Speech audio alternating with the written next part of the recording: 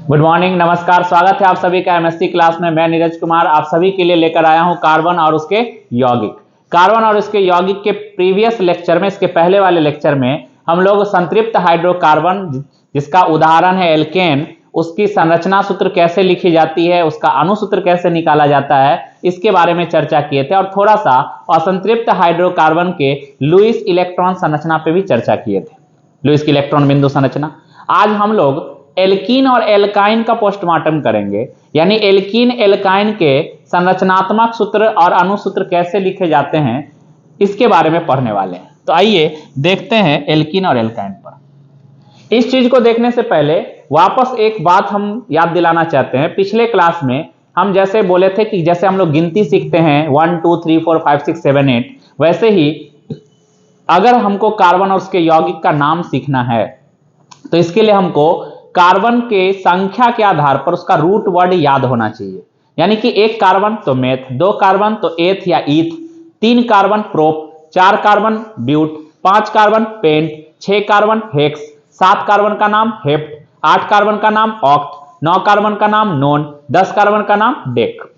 लेकिन अब हम बात चूंकि एल्कीन की कर रहे हैं, पहले एल्कीन फिर एल्काइन देखेंगे, क्योंकि हम लोग अभी असंतृप्त हाइड्रोकार्बन देख रहे हैं। तो इसका अणुसूत्र और संरचना सूत्र कैसे लिखा गया है इसकी चर्चा तो करेंगे ही, लेकिन साथ ही साथ हम लोग नाम भी सीखेंगे। यहां नाम नहीं है लेकिन हम नाम भी तुमको बताते हैं। तो देखो, एल्कीन एथीन से शुरू हुआ है, क्योंकि हम पहले बताए कि सबसे अस्थाई एल्कीन, जो पहला अस्थाई एल्कीन है वो पहला अस्थाई एल्कीन है एथीन। तो एथीन का सबसे पहले सामान्य सूत्र हम यहां पे लिखते हैं। सामान्य सूत्र, जनरल फॉर्मूला। सामान्य सूत्र क्या है? CnH2n, यानी ये मशीन है CnH2n, इसमें हमको कार्बन रखना है। कार्बन रखेंगे यौगिक निकल के आएगा, कार्बन रखेंगे यौगिक निकल के आएगा। तो कम से कम हम क्या बोले, कार्बन कार्बन के बीच द्विबंधन होने के लिए कम से कम दो कार्बन तो होना ही चाहिए, क्योंकि वैसा यौगिक जिसमें कार्बन परमाणुओं के बीच द्विबंधन उपस्थित होता है। तो दो कार्बन परमाणु अगर द्विबंधन से जुड़ा हुआ है तभी वो एल्कीन यानी असंतृप्त हाइड्रोकार्बन की श्रेणी में आएगा। तो हम यहां पे n का मान जो है कम से कम 2 रखेंगे। तो n का मान अगर हम 2 रखें तो 2 दूना 4, तो C2H4। देखो तो यहां C2H4 है कि नहीं। अब हम n का मान 3 रखते हैं, तो n का मान 3 रखेंगे तो 3 दूना 6, C3H6। देखो तो C3H6 है कि नहीं। n का मान 4 रखेंगे तो n का मान 4 रखने पे 4 दूना 8, C4H8। क्या C4H8 आया कि नहीं आया? यानी जितना कार्बन उसका 2 गुना हाइड्रोजन, जितना कार्बन उसका 2 गुना हाइड्रोजन। 5 कार्बन तो 10 हाइड्रोजन, 6 कार्बन तो 12 हाइड्रोजन, 10 कार्बन तो 20 हाइड्रोजन, तो वो एल्कीन की श्रेणी में आ जाएगा। तो अणुसूत्र कैसे लिखना है, सेट हो गया दिमाग में। सभी कार्बन एक साथ, सभी हाइड्रोजन एक साथ, सभी कार्बन एक साथ, सभी हाइड्रोजन एक साथ। जब सभी एक जैसे परमाणुओं को एक साथ लिखकर उनकी संख्या को हम लोग दाईं तरफ नीचे की ओर दिखाते हैं तो उसको क्या कहते हैं? अणुसूत्र कहते हैं। तो हम कार्बन की संख्या दाईं तरफ नीचे की ओर लिखें C2, हाइड्रोजन की संख्या दाईं तरफ नीचे की ओर लिखें H4। ये अणुसूत्र हो गया, आणविक सूत्र जिसको बोलते हैं। अब हमको इससे संरचना सूत्र लिखना है। तो संरचना सूत्र लिखना हम एल्केन का जैसे सिखाए थे वैसे ही एल्कीन का भी है। कैसे? तो अगर हमको कम से कम 2 कार्बन वाले C2H4 का लिखना है तो C2H4 का देखो तो क्या सिखाए थे कि हमको हाइड्रोजन लेकर नहीं चलना है, सबसे पहले कार्बन। तो कितना कार्बन है इसमें? 2। तो यहां पहले 2 कार्बन लिख दो। क्या पढ़ रहे हैं, संतृप्त या असंतृप्त? असंतृप्त पढ़ रहे हैं, एल्कीन पढ़ रहे हैं, द्विबंधन युक्त यौगिक पढ़ रहे हैं, डबल बॉन्ड वाले को ही ईन कहते हैं। तो यहां नाम भी है 2 कार्बन का ईथ या एथ, एथ प्लस ईन एथीन। 3 कार्बन का नाम क्या बताए थे? प्रोप, प्रोप प्लस ईन प्रोपीन। 4 कार्बन का नाम क्या बताए थे? ब्यूट, तो ब्यूट प्लस ईन ब्यूटीन। अगर हम यहां पे 5 कार्बन रख दे तो क्या हो जाएगा? 5 कार्बन रख दे तो C5, 5 कार्बन रख दे तो C5 और 5 दूना 10 H10। क्या नाम होगा इसका? 5 कार्बन का नाम क्या लिखाए थे, क्या मूल शब्द बताए थे? पेंट। जब हम एल्कीन बोलते हैं ना तो एल्कीन ईन वर्ड आता है लास्ट में, तो हम 5 पेंट में ईन जोड़ेंगे, क्या बनेगा? पेंटीन। 6 कार्बन का नाम हेक्स, हेक्स में ईन जोड़ेंगे, क्या बनेगा? हेक्सीन। 7 कार्बन का नाम हेप्ट, हेप्ट में ईन जोड़ेंगे, क्या बनेगा? हेप्टीन। तो ऐसे ही। तो देखो तो इसमें हम डबल बॉन्ड की बात कर रहे हैं, द्विबंधन की बात कर रहे हैं, और संतृप्त हाइड्रोकार्बन अब आ गया, इसलिए कार्बन कार्बन के बीच क्या होना चाहिए? कार्बन कार्बन के बीच होना चाहिए द्विबंधन। कार्बन कार्बन के बीच होना चाहिए द्विबंधन। अगर कार्बन कार्बन के बीच द्विबंधन होगा, कार्बन कार्बन के बीच द्विबंधन होगा, तो कार्बन का 2 बॉन्ड तो ऑलरेडी बन गया, 2 बॉन्ड तो ऑलरेडी बन गया। इसका मतलब है कि दोनों कार्बन अपना 2-2 इलेक्ट्रॉन साझा किया है। लुईस की इलेक्ट्रॉन बिंदु संरचना में हम पहले ही समझा चुके हैं। दोनों कार्बन अपना 2-2 इलेक्ट्रॉन साझा किया है, इसीलिए 2 बॉन्ड बना। तो दोनों कार्बन के बीच द्विबंधन बनने का मतलब है कि दोनों कार्बन 2-2 बॉन्ड बना चुका है। बनाना टोटल 4 बॉन्ड है, 2 बॉन्ड बना चुका है, तो बचा कितना? 2 बॉन्ड और। तो इस कार्बन के पास भी 2 बॉन्ड बनाना है, इस कार्बन का भी 2 बॉन्ड बनाना है। अब देखो तो दोनों कार्बन का 4-4 बॉन्ड हो गया कि नहीं हो गया? 2 बॉन्ड पहले से कार्बन के बीच में, तीसरा चौथा, 2 बॉन्ड पहले से कार्बन के बीच में, तीसरा चौथा। जहां बॉन्ड खाली है वहां हाइड्रोजन जोड़ दो, जहां बॉन्ड खाली है वहां हाइड्रोजन जोड़ दो। आ गया। इसको हम ऐसे भी लिख सकते हैं, या इस कार्बन पे बताओ तो पहला कार्बन पे कितना हाइड्रोजन जोड़े? 2। तो क्या लिख सकते हैं इसको? CH2। बीच में डबल बॉन्ड है और इस साइड वाले कार्बन पे भी कितना हाइड्रोजन? 2। तो क्या हो जाएगा? CH2। CH2 double bond CH2, ऐसे भी लिख सकते हैं इसको। यानी हम जो तुमको अभी ये बताए हैं, ये तुम यहां नहीं देख रहे हो, इसको बोलते हैं संघनित सूत्र, कॉन्डेंस्ड फॉर्मूला। अणुसूत्र कौन है? जब सभी परमाणुओं को एक तरफ एक साथ लिखकर उनकी संख्या को दाईं और नीचे की तरफ दिखाते हैं तो अणुसूत्र है। लेकिन जब हम उनके सभी परमाणुओं को एक आबंध के द्वारा, चाहे वो एकल बंधन हो, द्विबंधन हो, त्रिबंधन हो, आबंधों द्वारा पूरे यौगिक तत्वों को दिखाते हैं तो उसका संरचनात्मक सूत्र है। लेकिन अगर हम कुछ बॉन्ड को दिखाते हैं और कुछ बॉन्ड छिपा लेते हैं, जैसे यहां कार्बन कार्बन का द्विबंधन दिख रहा है लेकिन हाइड्रोजन का बॉन्ड छिप गया, अब तो हम इसको बोलते हैं संघनित सूत्र। तो हम संरचना सूत्र और संघनित सूत्र बता दिए। अब हम आते हैं 3 कार्बन पे। C3H4 का संरचना सूत्र लिखते हैं और C3H6 मिला के भी देखना। यहां देखो वही है, इस कार्बन पे 2 हाइड्रोजन, बीच में डबल बॉन्ड, फिर इस कार्बन पे 2 हाइड्रोजन, इस कार्बन पे 2 हाइड्रोजन, बीच में डबल बॉन्ड, फिर इस कार्बन पे 2 हाइड्रोजन। अब आते हैं 3 कार्बन पे। 3 कार्बन होने का मतलब है कि हमको पहले 3 कार्बन दिखा देना है। 1 2 3। पहले बोले कि कार्बन लिखना है, बॉन्ड नहीं पहले दिखाना है। सोचना है कि हम एल्केन लिख रहे हैं कि एल्कीन लिख रहे हैं कि एल्काइन लिख रहे हैं। अगर हम लोग लिख रहे हैं एल्कीन, तो हमको तीनों कार्बन में इस 2 कार्बन के बीच, चाहे इस 2 कार्बन के बीच, कम से कम एक जगह डबल बॉन्ड तो लगाना होगा, क्योंकि हम लोग एल्कीन पढ़ रहे हैं। तो हम दोनों में से किसी भी कार्बन, चाहे यहां, चाहे इस 2 कार्बन के बीच, चाहे इस 2 कार्बन के बीच, कम से कम हम इस तीनों में से किसी भी 2 कार्बन के बीच द्विबंधन जरूर लगाएंगे। तो हम डबल बॉन्ड लगा दिए। लेकिन 1-2 कार्बन के बीच अगर तुम द्विबंधन लगा देते हो तो बाकी बचे हुए कार्बन के बीच एकल बंधन ही दिखाना है, 2-2 डबल बॉन्ड मत लगाना। क्योंकि 2-2 डबल बॉन्ड लगाने का मतलब यह हुआ कि अणुसूत्र इसका क्या होगा? इसका अणुसूत्र जो है वो जो आया हुआ है वो ना आकर कुछ और कम हो जाएगा। इसीलिए हमको 3 कार्बन में से 2 कार्बन परमाणुओं के बीच ही हमको डबल बॉन्ड दिखाना है। अब सबका बॉन्ड गिन लो। पहला कार्बन बताओ, पहला कार्बन कितना बॉन्ड बना रहा है? पहला कार्बन 1 बॉन्ड बना रहा है। तो इसका मतलब है कि इसका 4 बॉन्ड पूरा करने के लिए, इसका 4 बॉन्ड पूरा करने के लिए, इसका 4 बॉन्ड पूरा करने के लिए पहले कार्बन का 3 बॉन्ड और दिखाना होगा। हो गया 4 बॉन्ड, 3 और 1 4। बीच वाले कार्बन का कितना बॉन्ड बन रहा है? तो कहोगे सर 3 बॉन्ड बन रहा है, 2 बॉन्ड और 1 बॉन्ड, 3 बॉन्ड। तो 3 बॉन्ड बन रहा है पहले से। अब टोटल बॉन्ड बनाना उसको 4 है, तो एक ही बॉन्ड बचा ना। अब ऊपर या नीचे कहीं भी 1 बॉन्ड दिखा दो, 4 बॉन्ड हो गया। नीचे भी दिखा सकते थे। साइड वाले कार्बन का कितना बॉन्ड बन रहा है? 2। तो इसका मतलब है कि इसको 1 बॉन्ड अगर देंगे तो 3 ही बॉन्ड होगा, इसका मतलब 2 बॉन्ड और देना है, तो इसका भी 4 बॉन्ड हो जाएगा। अब जहां जहां हम बॉन्ड लगाए हैं ना, वहां वहां हाइड्रोजन जोड़ देते हैं। 1 2 3 4 5 6। देखो तो हमारे पास C3H6 3 कार्बन के साथ 6 हाइड्रोजन है कि नहीं? आ गया संरचना सूत्र, मिला के देख लो। कार्बन कार्बन के बीच सिंगल बॉन्ड, कार्बन कार्बन के बीच सिंगल बॉन्ड, कार्बन कार्बन के बीच डबल बॉन्ड, कार्बन कार्बन के बीच डबल बॉन्ड। अब आते हैं C4H8 पे। C4H8 क्या करना है? 4 कार्बन पहले लिख लेना है। 1 2 3 4। 4 कार्बन लिख लेना है। अब 4 कार्बन में से किसी भी 2 कार्बन के बीच डबल बॉन्ड लगाना है। चाहे इसके बीच डबल बॉन्ड लगा दो वो भी चलेगा, चाहे इसके बीच डबल बॉन्ड लगा दो वो भी चलेगा, चाहे इसके बीच डबल बॉन्ड लगा दो, किसी भी 2 कार्बन के बीच डबल बॉन्ड। लेकिन ध्यान रहे, किसी भी 2 कार्बन के बीच एक बार डबल बॉन्ड लगा दिए तो सब में मत लगा देना।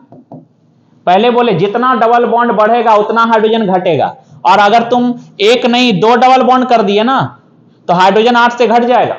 इसीलिए हमको एक ही बार डबल बॉन्ड लगाना है, बाकी कार्बन के बीच सिंगल बॉन्ड ही जोड़ना है। तो एक ही बार डबल बॉन्ड लगाए, बाकी के बीच सिंगल बॉन्ड लगा दी।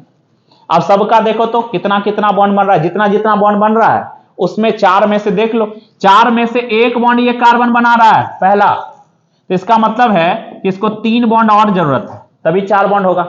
दूसरा कार्बन कितना बॉन्ड पहले से बना रहा है, बाईं तरफ एक दाईं तरफ एक, 2 बॉन्ड बना रहा है, इसका मतलब 2 बॉन्ड और लगेगा, 4 बॉन्ड हो गया। तीसरा कार्बन इधर से तीसरा, ऐसे हालांकि गिनती तो इधर से होता है, तो इधर से दूसरा नंबर पे आया, तो दूसरा नंबर जो कार्बन है वो कितना बॉन्ड बना रहा है, कहोगे सर 3 बॉन्ड। देख लो कैसे, 1 बॉन्ड इधर और 2 बॉन्ड इधर, 3 बॉन्ड, तो 1 बॉन्ड और लगा दो, हो गया 4 बॉन्ड। और अंतिम कार्बन जो है, ये अंतिम कार्बन यानी जिसको हम अंतिम कार्बन इधर से, हालांकि गिनती इधर से होता है तो ये पहला कार्बन ही कहलाएगा। तो पहला कार्बन 2 बॉन्ड बना रहा है, तो इसका मतलब है कि 4 में से 2 बॉन्ड बना रहा है, तो 2 बॉन्ड और चाहिए, तो 2 बॉन्ड और दे दो।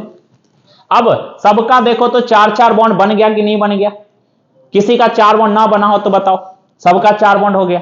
अब हम हाइड्रोजन लगा देंगे, 1 2 3 4 5 6 7 8, देख लो 8 कार्बन 4 हाइड्रोजन, 8 कार्बन 4 हाइड्रोजन। अब इससे तुम मिलाकर देख लो वही आया है कि नहीं आया। तो अगर हम कार्बन पहले लिख लेते हैं और दिमाग में ये सेट कर लेते हैं कि एल्केन है तो केवल सिंगल बॉन्ड दिखाना है, एल्कीन है तो कम से कम 2 कार्बन में कहीं ना कहीं पूरे संरचना में किसी ना किसी 2 कार्बन के बीच एक बार डबल बॉन्ड लगाना है ताकि पूरा यौगिक असंतृप्त हो जाए, तो हमारा आ जाएगा, संरचना सूत्र रेडी हो जाएगा।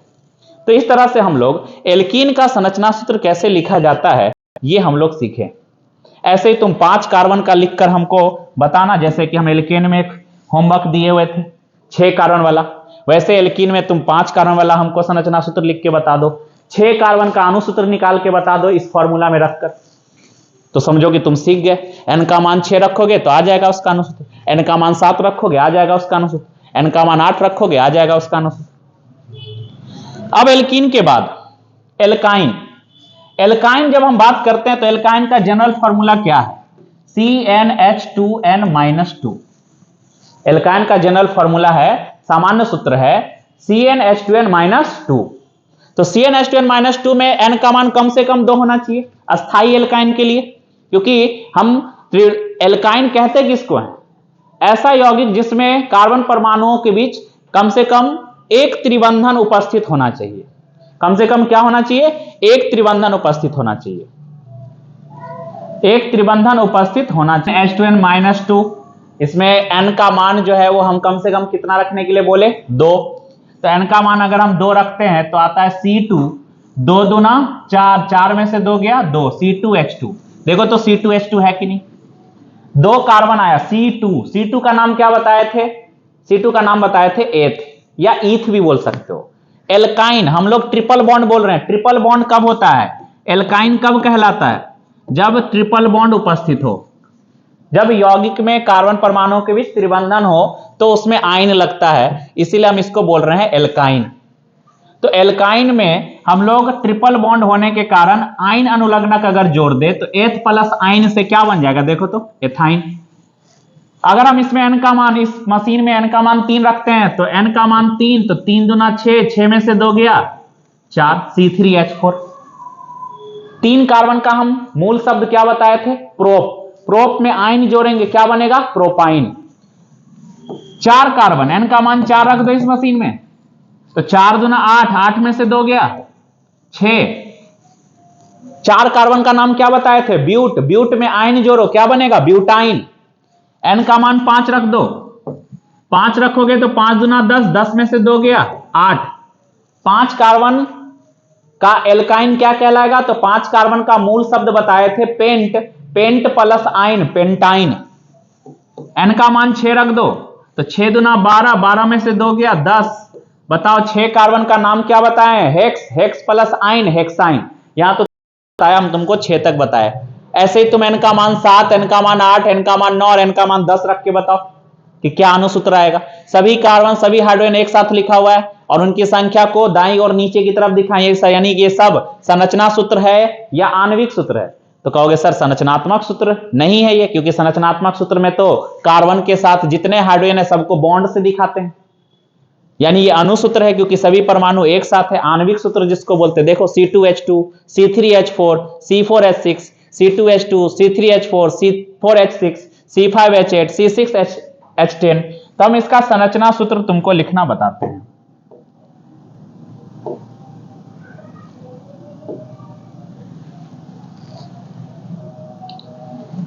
संरचना सूत्र तुमको लिखना बताते हैं। हमको सबसे पहले C2H2 का लिखना है। C2H2, C2H2 बहुत ही आसान, एकदम हलवा है ये आणविक सूत्र। अब हमको इसका संरचना सूत्र लिखना है। तो बताओ संरचना सूत्र लिखने के लिए 2 कार्बन है तो हम क्या बोले थे? एल्केन में भी वही बात बोले, एल्कीन में भी वही बात बोले और एल्काइन में भी हम वही बात बोल रहे हैं बच्चों कि केवल कार्बन पहले लिखना है, हाइड्रोजन को साथ लेकर नहीं चलना, धोखा दे देगा। तो हम 2 कार्बन को पहले लिख दिए। अब हमको एल्काइन पढ़ रहे हैं और संतृप्त हाइड्रोकार्बन में अगर एल्कीन पढ़ रहे होते तो हम डबल बॉन्ड लगाते। एल्काइन की बात हो रही है इसीलिए हम कार्बन के बीच में क्या लगाएंगे? त्रिबंधन, ट्रिपल बॉन्ड।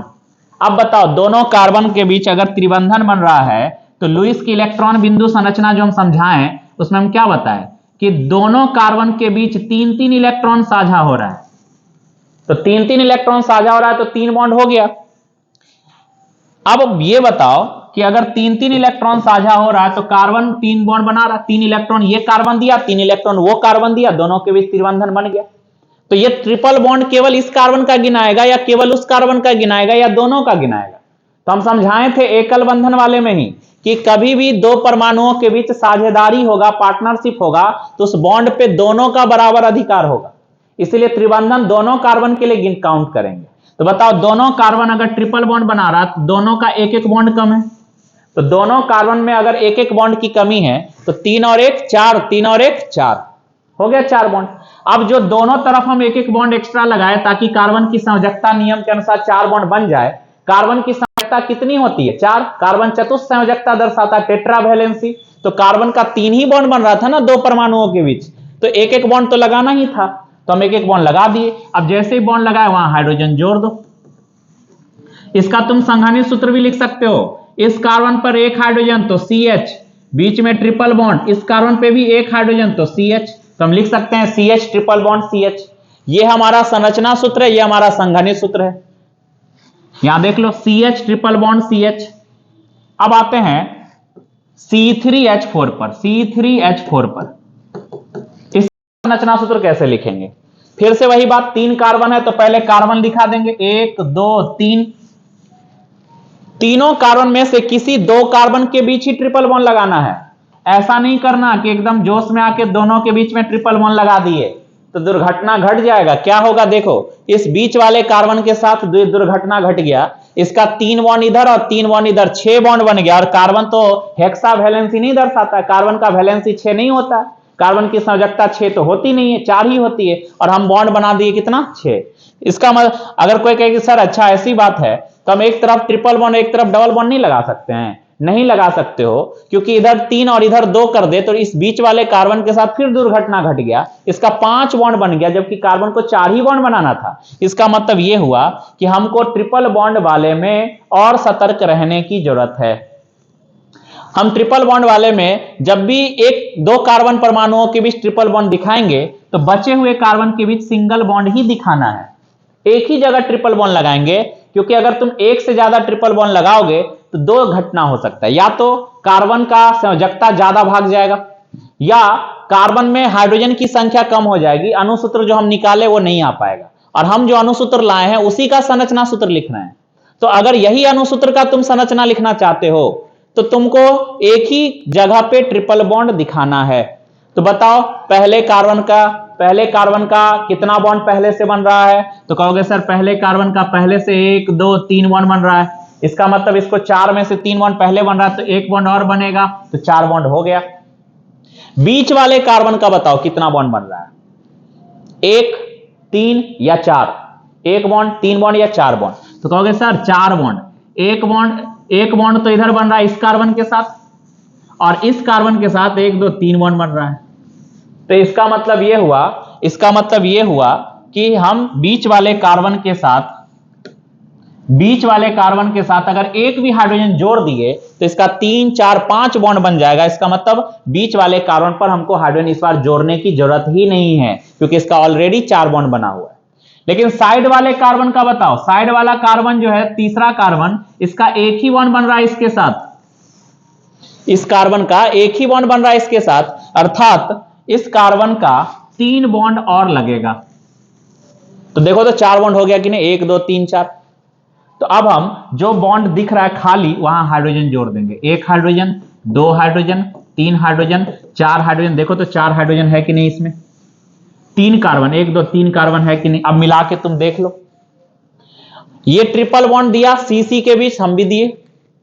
फिर सिंगल बॉन्ड सी, इस कार्बन का देख लो हाल, 4 कार्बन, 4 बॉन्ड, चारों सिंगल, 4 बॉन्ड, चारों सिंगल, सेम टू सेम है कि नहीं? इसके बाद 4 कार्बन वाला क्या है? C4H6। बताओ C4H6 में हम सबसे पहले क्या करेंगे? 4 कार्बन दिखा देंगे, 1 2 3 4, बिना बॉन्ड के। द्विबंधन पहले ही पढ़ चुके हैं, एकल बंधन पहले ही पढ़ चुके हैं, त्रिबंधन पढ़ रहे हैं। तो ट्रिपल बॉन्ड हमको इस 4 में से ना 2 कार्बन के बीच एक जगह पे लगाना है। चाहे यहां लगा दो तो बाकी जगह सिंगल करना पड़ेगा, समझना? चाहे यहां ट्रिपल बॉन्ड लगा दो तो बाकी जगह सिंगल बॉन्ड देना पड़ेगा, या चाहे यहां ट्रिपल बॉन्ड लगा दो तो बाकी जगह सिंगल दिखाना पड़ेगा। यानी किसी ना किसी 2 कार्बन के बीच तो त्रिबंधन तुमको एक बार दिखाना है, लेकिन एक से ज्यादा बार मत दिखाना, नहीं तो तुम्हारा अणुसूत्र जो है उसका संरचना सूत्र बन के नहीं आएगा, किसी और का आ जाएगा। इसीलिए हमको कम से कम एक ही जगह पे, कम से कम एक जगह त्रिबंधन तो होना ही चाहिए असंतृप्त हाइड्रोकार्बन में। द्विबंधन वाला हम पहले ही पढ़ चुके हैं, द्विबंधन भी असंतृप्त हाइड्रोकार्बन में आता है, लेकिन हमको एक ही जगह लगाना है क्योंकि हमारा अणुसूत्र C4H6 है। अब हम इस 2 कार्बन के बीच ट्रिपल बॉन्ड लगा दिए तो बाकी जगह क्या करेंगे? बाकी जगह हम सिंगल बॉन्ड लगाएंगे, तो हम बाकी जगह सिंगल बॉन्ड लगा दिए। अब बताओ पहले कार्बन का कितना बॉन्ड पहले से बन रहा है? इस कार्बन का कहोगे सर इस कार्बन का पहले से 3 बॉन्ड बन रहा है, 1 2 3। तो अगर इस कार्बन का पहले से 3 बॉन्ड बन रहा है तो इसका बाकी 3 बॉन्ड और जो 3 बॉन्ड कर रहे हैं, 3 बॉन्ड अगर इसका पहले से बन रहा है तो इसको एक ही बॉन्ड की जरूरत है ना, 4 ही बॉन्ड बनाता है ना कार्बन, 3 बॉन्ड ये और 1 बॉन्ड ये, 4 बॉन्ड। बताओ इस कार्बन का कितना बॉन्ड पहले से बन रहा है?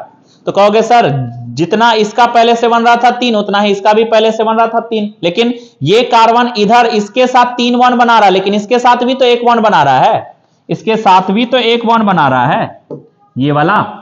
तो इसका मतलब क्या हुआ कि बीच जो सेकेंड नंबर कार्बन है इसका 4 बॉन्ड ऑलरेडी बन चुका है, 3 यहां ट्रिपल बॉन्ड में और 1 यहां सिंगल बॉन्ड में, यानी इसको हाइड्रोजन की आवश्यकता नहीं है। लेकिन ये बताओ तीसरा कार्बन 1 2 3, तीसरा कार्बन कितना बॉन्ड बना रहा है? 1 और 1 2। तो तीसरा कार्बन अगर 2 बॉन्ड बना रहा है तो इसका मतलब है कि इसको 2 बॉन्ड और बनाने की आवश्यकता है, क्योंकि कार्बन की संयोजकता 4 होती है, 2 बॉन्ड बना रहा है, 2 बॉन्ड और जोड़ दो, 4 बॉन्ड हो गया। और लास्ट वाला कार्बन एक ही बॉन्ड बना रहा है, सिर्फ 1 बॉन्ड ये वाला। तो अगर एक ही बॉन्ड बना रहा है तो किसके साथ? इसके साथ ये कार्बन जुड़ा हुआ है, 1 बॉन्ड बना रहा है, तो यानी कि एक ही बॉन्ड बना रहा है तो उसको 3 बॉन्ड और चाहिए, 1 2 3 बॉन्ड और चाहिए। अब हाइड्रोजन लगा दो, 1 hydrogen, 2 hydrogen, 3 hydrogen, 4 hydrogen, 5 hydrogen, 6 hydrogen. देखो तो 6 हाइड्रोजन है कि नहीं?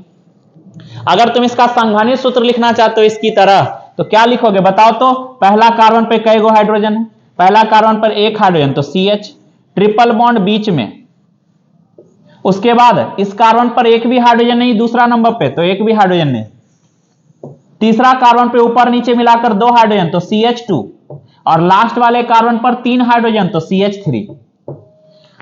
इसी का संघनित सूत्र ये है। इसका संघनित सूत्र क्या लिखोगे बताओ तो? C के साथ H तो CH ट्रिपल बॉन्ड, फिर इस कार्बन पर एक भी हाइड्रोजन नहीं तो C, और लास्ट वाले कार्बन पर 3 हाइड्रोजन तो CH3। तो संरचना सूत्र के साथ साथ नाम तुमको संघानी सूत्र भी समझा दिए। तो तुम ये नहीं कह सकते हो कि हाँ सर ये बहुत टफ था, हमको अणुसूत्र आणविक सूत्र निकालना नहीं आया। अगर तुमको CnH2n-2 याद है, एल्केन का सामान्य सूत्र पता है, एल्कीन का सामान्य सूत्र पता है, एल्काइन का सामान्य सूत्र पता है। एल्केन का सामान्य सूत्र क्या है बताओ तो जरा, CnH2n+2। एल्कीन का क्या है, CnH2n, और एल्काइन का क्या है, CnH2n-2। सब में n का मान रख रख कर तुम उसका अणुसूत्र पता कर सकते हो जो यहां पे बताया गया है। और अणुसूत्र पता है तो संरचना सूत्र हम लिख सकते हैं, क्योंकि हम संरचना सूत्र में एल्केन हो चाहे एल्कीन हो चाहे एल्काइन हो, हम एक ही चीज समझाए हैं, पहले कार्बन लिखो बिना बॉन्ड के। अगर हम लोग संतृप्त हाइड्रोकार्बन पढ़ रहे हैं एकल बंधन वाला, तो सभी कार्बन के बीच में एकल बंधन दिखा दो। अगर हम लोग पढ़ रहे हैं असंतृप्त हाइड्रोकार्बन, तो असंतृप्त हाइड्रोकार्बन में एल्कीन और एल्काइन दोनों आता है। एल्कीन है तो कार्बन के बीच, किसी भी दो कार्बन के बीच डबल बॉन्ड होना चाहिए, क्योंकि दो कार्बन मिलकर द्विबंधन, कार्बन परमाणुओं के बीच जब द्विबंधन होता है तो उसको एल्कीन कहते हैं। और अगर हम लोग एल्काइन बना रहे हैं तो हमको दो कार्बन के बीच एक ही जगह पे, कम से कम एक जगह पे, क्योंकि एक से ज्यादा जगह पे बनाएंगे तो हम लोग जो अभी फिलहाल पढ़ रहे हैं उसके संख्या में हाइड्रोजन की संख्या घट जाएगी। जितना ज्यादा डबल बॉन्ड बढ़ेगा उतना हाइड्रोजन घटेगा, जितना ज्यादा ट्रिपल बॉन्ड बढ़ेगा उतना हाइड्रोजन घटेगा। हम एक ही डबल बॉन्ड और एक ही ट्रिपल बॉन्ड लगा करके अभी पढ़ रहे हैं, लेकिन ऐसा है नहीं कि एक ही यौगिक के अंदर एक से ज्यादा डबल और एक से ज्यादा ट्रिपल बॉन्ड नहीं आ सकता है। लेकिन इस जनरल फॉर्मूला में हम लोग जो n का मान रख के अणुसूत्र ला रहे हैं, उस अणुसूत्र के अनुसार एक ही डबल और एक ही ट्रिपल वाला ये अणुसूत्र दिखाएगा। इसीलिए हम संरचना सूत्र कैसे लिखते हैं कि तुमको एल्कीन, एल्काइन और एल्केन ये तीनों का अच्छे ढंग से समझ में आ गया होगा। अगर तुमको इसका रिवीजन फिर से करना है तो इसके पीछे का लेक्चर एक बार फिर से स्पीड बढ़ाकर देख लो, फटाफट तुरंत यहां सेट हो जाएगा। तो उम्मीद है कि हाइड्रोकार्बन का अणुसूत्र, संरचना सूत्र और संघनी सूत्र कैसे लिखा जाता है, इसकी जो हम बात अभी किए हैं वो अच्छे ढंग से सभी स्टूडेंट को समझ में आया होगा। आप सभी स्टूडेंट बहुत अच्छे ढंग से जरूर तैयारी करें। कार्बन और उनके यौगिक का क्वेश्चन एकदम आसान है। अगर आप इस वीडियो लेक्चर को अच्छे से देखते हैं तो कार्बन और उनके यौगिक का क्वेश्चन बोर्ड एग्जाम में बिल्कुल नहीं छूटने वाला है। तो उम्मीद है कि आपको ये लेक्चर पसंद आया होगा। इसका फीडबैक आप अपने सोनू सर को भी दे सकते हैं। मिलते हैं अगले लेक्चर में। कार्बन और उनके यौगिक के शाखाओं के संबंधित यौगिक, शाखा किस तरह से वो बनाता है, शाखित संरचना कैसे बनती है, रिंग स्ट्रक्चर का निर्माण कैसे होता है, यानी कोई कार्बन यौगिक एक वलय संरचना कैसे बनाता है, इस टॉपिक के साथ तो हम लोग ऑलमोस्ट कार्बन और उनके यौगिक के 70-80% हिस्से में पहुंच चुके होंगे। तब जाके लास्ट में हमको केवल रासायनिक गुण समझना होगा, फिर हम कार्बन और उनके यौगिक समाप्त कर देंगे। तो मुश्किल से मुझे लगता है कि 3 वीडियो और होगा, 3 से 4 वीडियो में ये कंप्लीट हो जाएगा। तो चलो मिलते हैं अगले लेक्चर में इसी एनर्जी के साथ। धन्यवाद आप सभी का इस लेक्चर को इतने पेशेंस के साथ देखने के लिए।